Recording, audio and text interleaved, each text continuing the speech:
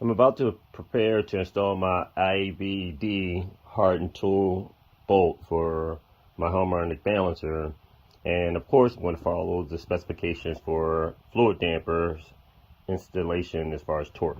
Now the factory bolt harmonic balancer specifications on the market or listed for possible factory is 74 foot-pounds or 73.8, which is consistent, and then 180-degree turn.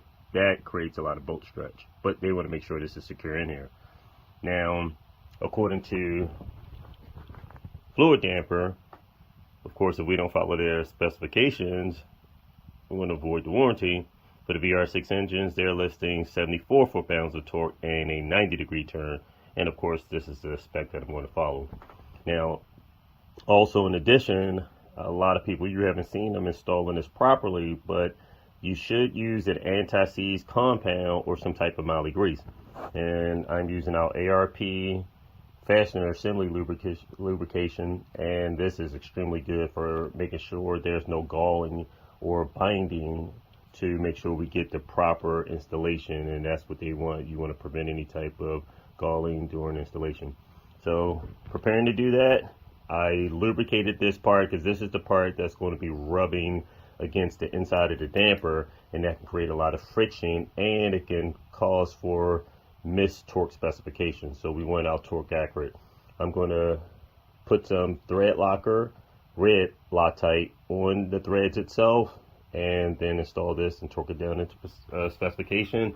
And I'm going to use Dad's big boy torque wrench because it's long, got a lot of leverage, and that way I can get this bad boy torqued without having to stop, just do it in one complete revolution. Have my red Loctite on my bolt threads. Thread this baby in position, and you can see right here, this is the surface where you don't want it any type of galling. Originally, I just loosely installed the bolt for rotating the engine around when I was installing the bolts for the rods and pistons, and just making sure everything was timed properly at top dead center. I didn't want to lock everything down permanently until I made sure I had everything pretty much fixed and finalized and all my timing was set up properly. So now we can go ahead and install this, and therefore my moly will be against the housing of this also. In addition, they said you can still brush a little bit of this on the housing of the damper itself, just to make sure the extra little lubrication is there, and it's not going to hurt for me to do that. So let's do that in addition, just a little bit in certain areas right around here to prevent any type of friction. I have plenty on the back side of the bolt, and you can see my Loctite starting to run down. So let me go ahead and thread this bad boy in position, so that way we can go ahead and get our torque specs into this. Preparing to torque the harmonic damper bolt down into position. So I have torque wrench set at 74 foot-pounds of torque. And a lot of times what I like to do when I'm torquing these bolts down, I'll try to get as close as possible to the hub. Some people lock in the flex plate or flywheel into position. I never like doing that, because when you're torquing this down, you can create crank flex and distortion, because of course the crankshaft can actually flex. So why should I lock this down all the way over here and have that as a flex point instead of directly fixing it as close as possible to the hub? Therefore, I'm not getting any type of additional flex. My torque specs will be even more accurate, and I just have this locked into position with a socket. Direct is no movement, but over here, if I'm crossing all the way over across the whole crankshaft, I'm going to get some type of movement when I'm torquing this down, a little crank distortion, a crank flex, and my torque specs may not be as accurate as they should be. I have this monster torqued into position, and it took some effort. So for example, this is the length of a pretty long torque wrench for some leverage. I had to end up using my huge 1.5 inch drive breaker bar just to get that 90-degree turn on this bad boy. And the fact that this is a hardened tool steel bolt, and not the factory bolt, that means the bolt is harder and you don't get the stretch that you would out of a factory bolt. So it was definitely some torque applied to this. So it's on there nice and good to the point where you can see the expansion from the compression was pushing out the moly seal lubricant from in between the bolt itself and the harmonic damper, that it was just literally forcing itself out under pressure. That's a lot of torque. So it's in there, most definitely. Now that I have this fixed in position, I'll lock crankshaft from over this side, and then I'll go ahead and torque down my ARP bolts, and then I'll have the flex plate torqued down as well as my harmonic balancer, and that'll pretty much wrap up the bottom end. Okay, about to install the hardware for the dual mass flywheel, and what we're using is the ARP Pro bolts. And you want to definitely follow procedures on tightening this down so that way you have reliability and good results. According to the ARP site, now these bolts that we're using, we're going to torque them down to 70 foot-pounds of torque, and one of the crucial things is lubricate the threads with Loctite, and that's what we're going to do. But even more important than that, under the head of the bolt, we want to lubricate that with the ARP Ultra Torque Fastener Assembly Lubricant. A lot of people don't follow those procedures, and for example, if you do not follow this crucial step, what's happening is the bolt, as you're torquing it down, the backside of the bolt going against the housing itself will create extra friction. That extra friction will throw off your torque specs. So for example, your torque wrench can lock and snap into position or click, making you think you've clicked into the proper torque, and it's only clicking because you're getting extra resistance from base to base, and you don't have any type of lubricant to allow that bolt to spin around the base and still achieve the proper torque you want to achieve. That's why they said it's important for you to lubricate under the head of the bolt. I'm going to next install the red Loctite on my threads, thread each one of the bolts in, and torque it down to spec. Okay, what I've done is I rotated the engine around, and what I have done is torque all of our bolts down to 70 foot-pounds of torque. And next thing I'm going to do is install the rest of the parts, the top hat for the dual mass flywheel. Installed all the ARP Pro bolts, torqued them down to 70 foot-pounds of torque, and now I'm ready to install the top hat for the dual mass flywheel. Alright, I'm coming down to final stretches for having my miscellaneous bolts torqued into position. So right now I already have my cover plate installed on the RCP dual mass flywheel. Behind that I have the ARP Pro bolts, and these bolts are a lot stronger than the factory bolts. The factory bolts have been known to shear off and sometimes vibrate loose under high horsepower running a dual clutch transmission. And just for an example, you can see that's a factory bolt and an ARP bolt. Several major advantages in the bolt.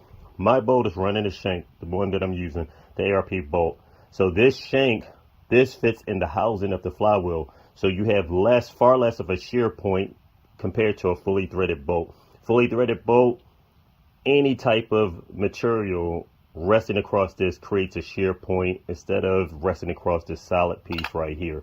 So another thing to see also is my bolt is longer. So it's been known, as you can see, look at the distance. Some of the factory bolts, and at least with this type of flex plate or dual mass flywheel, would not have taken advantage of the full distance of the hub. So therefore we would have been short. Even with this ARP bolt, I still had 1.5 millimeter more of threads to go, which isn't much.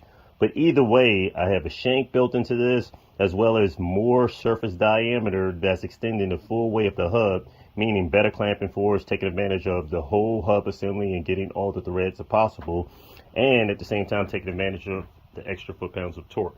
Also in the front part of the engine, torque down the harmonic balancer bolt using the tool steel bolt that we purchased. So this is a hard machine tool steel bolt that is rated comparable to ARP, and if not, the one that we purchased is just as strong, if not as stronger. And the final touches is bolting these cam bolts into position. So same scenario as usual, ARP Ultra Torque Fastener Assembly Lubricant. Install those on the back side of the bolt, red Loctite on the threads, install these babies into position and torque them down to spec. I'm going through the engine, double checking all the torques making sure I mark all my bolts and everything. So for example, these are torqued down with the red Loctite also, and just to test it out, the nut is so secure to the stud that when I went to back it out and test it, the whole stud came out with the nut on it. So of course I re-Loctited both ends, torqued it back down to spec, but that's good to know that these nuts are fixed in position very good. Also, I forgot that I had already red Loctited this down. I was ready to do it again.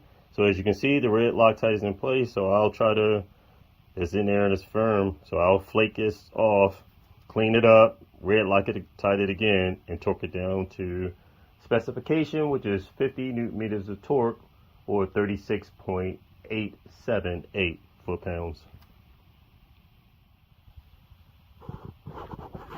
Made some pretty good progress over the weekend for the 3.6 liter TT build. You'll see everything's coming together. So over the weekend, I removed the bolt, installed red Loctite, torqued it down to fluid dampers, torque specifications, removed the water pump. Didn't necessarily have to, but I installed silicone all around the original gasket or O-ring, put that back into position, torqued it into position. I installed exhaust manifolds so that way I can prep for drilling and tapping for the sensors. So for example, I can't drill and tap right here because of the bolt, the way it sticks out here. I'm gonna have to come in on an angle and drill and tap so that way when the exhaust flows out, it can catch the tip of the sensor head right there. We can get a reading. So I'll tap these on different angles so that way I have the proper clearance we need. Over here, I'm gonna have to probably tap this one closer to here and then back a little further on an angle so that way we have the proper clearance. And then here and over here also. That way we'll be able to accurately measure our O2 sensor for balancing our air-fuel ratio. As you can see, I marked all of my cam cap bolts and torqued them down to spec. Double checked everything to make sure they were tight. Removed all of these bolts, or backed out the ones as far as I can get it, and then ran blue Loctite through the thread hose. That's where you can see the blue Loctite, and torqued it to 12 foot-pounds of torque. That's the maximum torque that these bolts can handle. The ones that could thread all the way out, I threaded them out, installed red Loctite, put them back into position, and torqued it down to spec. Marked all my bolts as usual, did some extra little checking. Right here, TDC is pointing, so this whole pickup right here is for TDC. So it's usually a lot smaller, but for an engine that has dual banks, they're probably having a large margin for top dead center, and then that way both front and rear bank can be timed. But also when I rotated the engine around a little further, when the front bank cylinder number 2 hit TDC, this sensor or tooth lined up exactly. So I'll go ahead and prep to install the covers. We have mostly everything done. This has been installed. ARP Pro bolts, torqued down to spec, installed the cover plate. I torqued these bolts down to 50 foot-pounds of torque. These bolts, the 12.9, they're rated to handle 90 foot-pounds of torque maximum, but I didn't want to over torque them too much because I want to be able to unthread them because I installed red Loctite.